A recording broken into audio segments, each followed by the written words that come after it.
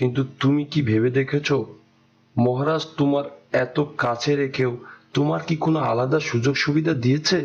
এটা সত্য কথা যে মহারাজ আমার আলাদা কোনো সুযোগ সুবিধা দেয়নি। তবে মহারাজ সবার জন্য সমান, আমাদের সবাইকে তো এক নজরে দেখে। শোনো শিয়াল, এটাই তো সমস্যা।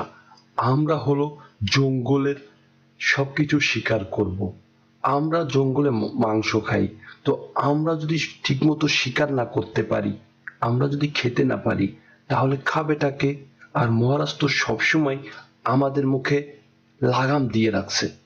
শোনো শিয়াল, একটু ভাবো, যদি ছোট সিংহ রাজা হয় মহারাজের জায়গায়, তাহলে আমি ছোট সিংহকে দিয়ে তোমাকে এমন একটা জায়গায় দেব যে তুমি জঙ্গলের যা কিছু তাই করতে পারবে, যাকে খুশি যখন তখন তুমি শিকার করতে পারবে।